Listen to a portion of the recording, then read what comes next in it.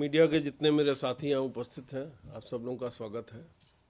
आज की जो मैंने प्रेस कॉन्फ्रेंस बुलाई है वो उसका बेसिक विषय ये है कि जो सीरीज़ हमने आपके साथ शुरू की थी वो ऐसा लगता है कि आज समापन की उसकी तिथि आ गई है।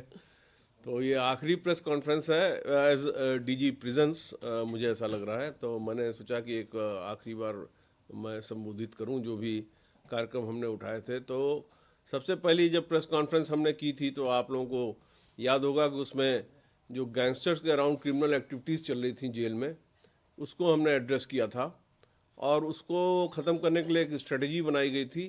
ढेर सारे गैंगस्टर्स को का तबादला किया गया था एक जेल से दूसरे जेल में और उसको काबू किया गया था। उसके बाद से पिछले 5 महीने का मेरा टेन्योर रहा और 5 महीने में कोई भी फिरौती की घटना, मोबाइल की कोई धमकी देने की, जेल से किसी भी तरीके की कोई भी घटना नहीं हुई और जो भी घटनाएं उसके पहले रिपोर्टेड थी उस पर त्वरित कार्रवाई की गई थी। सेकंड प्रेस कॉन्फ्रेंस की गई जिसमें हमने ये बात उठाई थी कि अब हमारा कॉन्फ्लिक्ट किसी गैंगस्टर से न होके गैंगस्टर कल्चर पे हमें प्रहार करना है, गैंगस्टर कल्चर को ही हरियाणा से समाप्त करना है।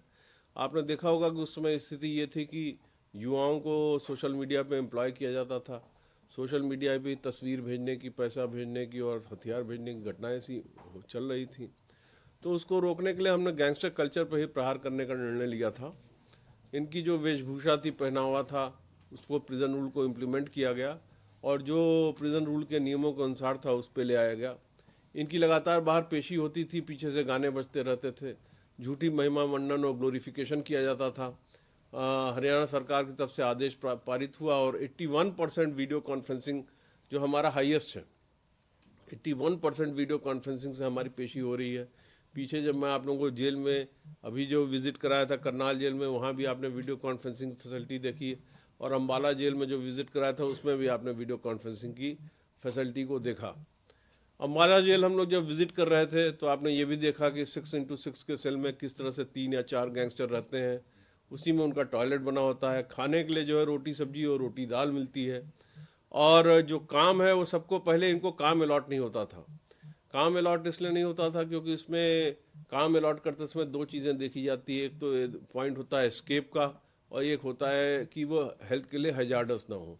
तो एस्केप के पॉइंट को देखते हुए गैंगस्टर्स को हमेशा अलूफ रखा जाता था। इनको ये माना जाता था कि इनकी सिक्योरिटी के लिए, बाकी लोगों की सिक्योरिटी के लिए ज़रूरी है कि इनको अलग रखा जाए।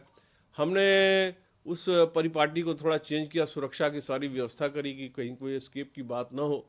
पर जो काम अलॉट होता था वो मेंटेनेंस, क्लीनलीनेस और सैनिटेशन का काम हमने गैंगस्टर्स को भी अलॉट करना शुरू किया और इनसे भी काम करवाया गया, जिस तरह से सामान्य अपराधियों से काम करवाया जाता है। अंडर